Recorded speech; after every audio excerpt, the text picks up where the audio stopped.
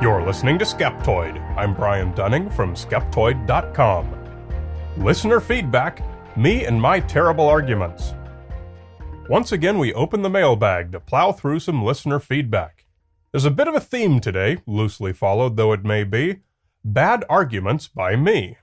And maybe those of a few other people too. We all make them, much better to recognize them, fix them, and move on, rather than deny them or spin them. Let's get started. Paul from Walnut Creek, California, was a bit annoyed by a bit from my episode on Orang Pendek, a mythical ape that some believe lives in Sumatra. A pair of cryptozoologists collected some hairs and examined them under a microscope. They concluded they were from an unknown primate, and so they paid for the DNA testing. The result showed that the hairs were human. I said in the episode, so much for objective microscope analysis performed by cryptozoologist proponents. Paul said, "Let's recap. They found hairs. They look at hairs under a microscope and determine they're from an unidentified primate. Then a better test is performed, and that identifies the primate, humans. How exactly is this bad or dishonest of the cryptozoologists? Science often works this way, with further analysis providing results that may disappoint. Finding non-confirming evidence doesn't mean the test is a failure, and neither does it prove the hypothesis is wrong. It's just not confirmed. Dismissing them as you do isn't skeptical, it's just lazy and smug." I think Paul and I miscommunicated here. Paul's absolutely right, based on the obvious interpretation of what I said, that the hairs were from an unknown primate. That can mean a primate, specific type unknown. Could be a human, could be a gorilla, we don't know which. But in fact, that is not the conclusion that the cryptozoologists reached, based on their microscope analysis. They decided it was a primate, but they excluded all known primates as candidates, and identified the hair as belonging to a new, unknown primate. That's different. It's not a conclusion that would have been reached by a qualified zoological expert, who could have easily recognized human hair. It's a conclusion that only a motivated Orang Pendek believer would have come to. It was this lack of objectivity that my remark addressed. I don't know where Paul's getting the idea that I said the decision to get the DNA test was bad or dishonest. I think he was probably listening through a disagreement filter. But I do think the cryptozoologists could have saved considerable money by having a proper microscope analysis done by a qualified expert, before going straight to the expensive DNA test. The ambiguous meaning of unknown primate was the culprit here. If I'd been more clear, then Paul and I might not have had a disagreement. Jennifer from Kingston, Ontario, took issue with my episode on crop circles. "I noticed that in this article, the author makes use of what are called leading statements, presumably to bolster belief in his stance. He starts with, 'Crop circles are commonly known to be man-made,' and continues with, 'One good thing about the crop circle phenomenon is that there are very few people left who believe that they have some cause other than pranksters.' These are examples of a kind of error in critical thinking, a logical fallacy known as argumentum ad populum, also known as the bandwagon effect, which suggests that because many people think X is true, X must be true. Poor critical reasoning aside, this style of arguing is distasteful because it's derogatory to anyone who holds a different opinion. More obvious examples include arguments that start with, 'Anyone with half a brain knows that,' or 'Surely even a half-wit can see that.' To be fair, the author does go further to explore his theory, and yes, his assertion that crop circles are man-made is a theory. Yet he never gives evidence for his opening statement, that crop circles are commonly known to be man-made. Where is the evidence for that? What are the statistics? Let me be very clear here. My comment is not about what I believe about crop circles. It's about a trend toward questionable argument practices that, in my opinion, undermine the author's credibility. Thanks for considering this." I would agree with Jennifer completely, except for one thing. I didn't make those statements as arguments, but as descriptions of the current state of the crop circle phenomenon. Something that I have to deal with on a show about the science behind urban legends is that a lot of the legends are dumb, and few educated people believe them. In spite of the fact that there's still always something great to learn about the genesis of the legend, the superficial lameness of some topics cause some listeners to turn away.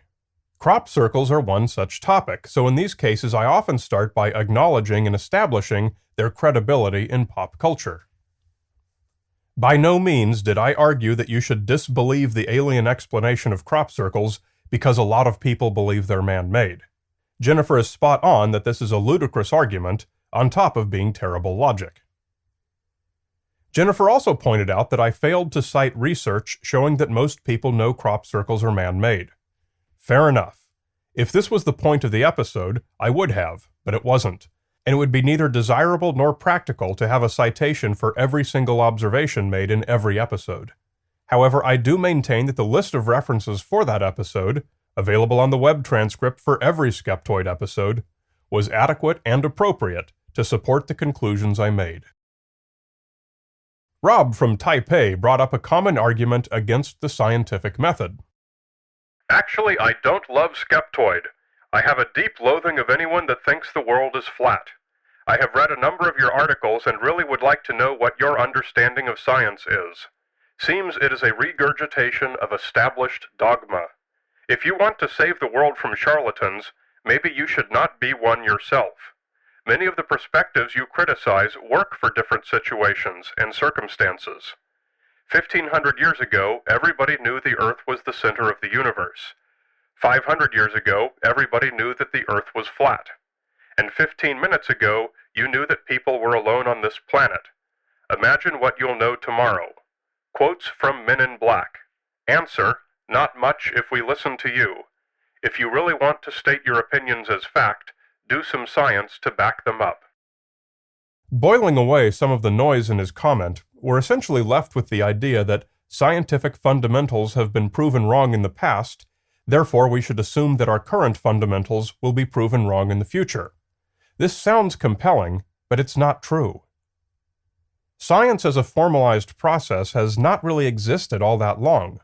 Most of the examples of ancient knowledge later proven wrong, such as geocentrism, astrology, or various creation myths, were never scientific.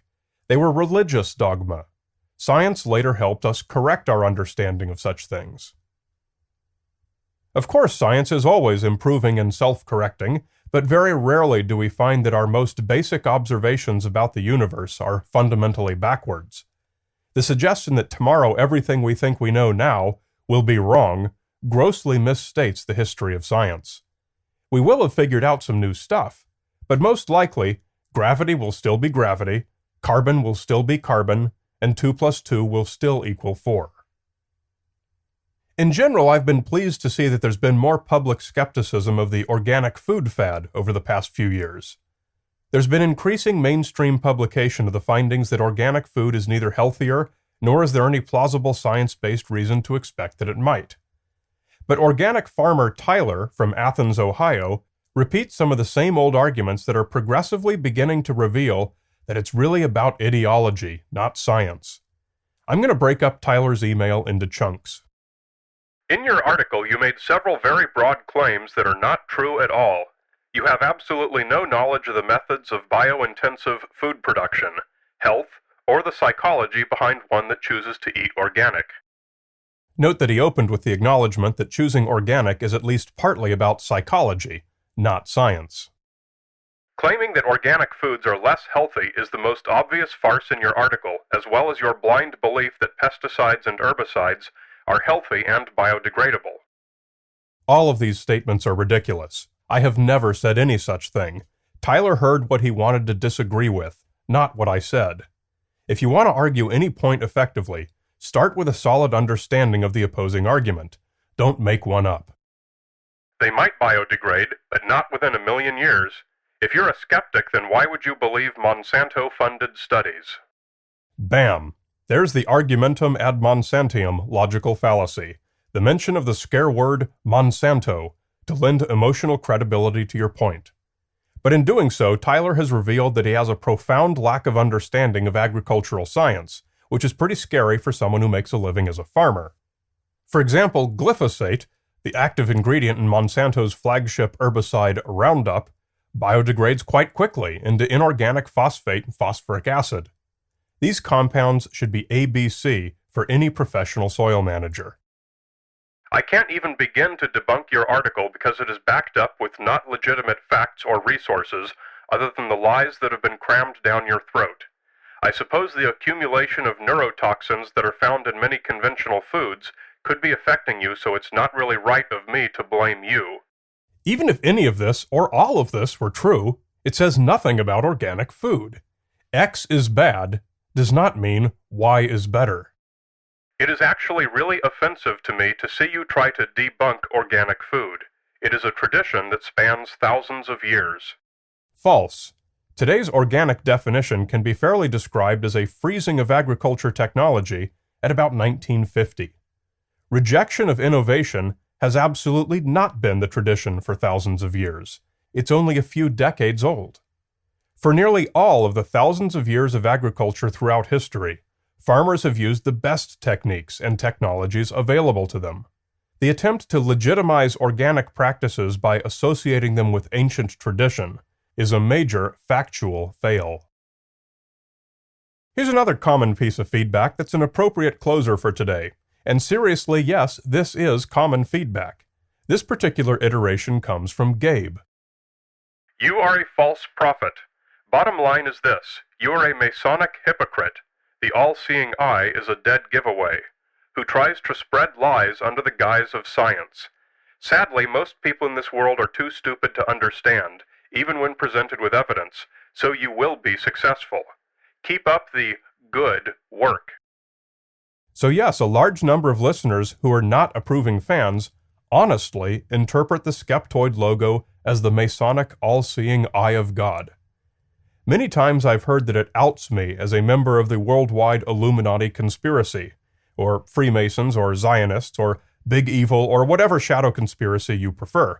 In case you didn't know, we Illuminati are all obligated to sign our internet postings with the secret eyeball symbol.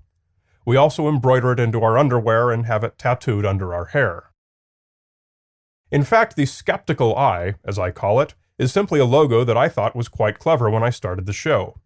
The idea is that each week we point the skeptical eye at a subject for critical examination. I've always used this phrase, even though technically you don't point your eye, you turn your eye. And that's another piece of feedback that I've had many times. But I've decided that point the skeptical eye sounds better, so I've stuck with it. Plus, it lets me keep my embroidered underwear.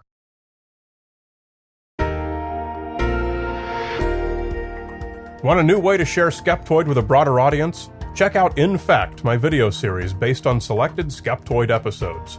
Come to infactvideo.com.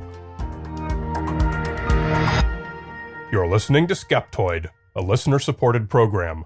I'm Brian Dunning from Skeptoid.com.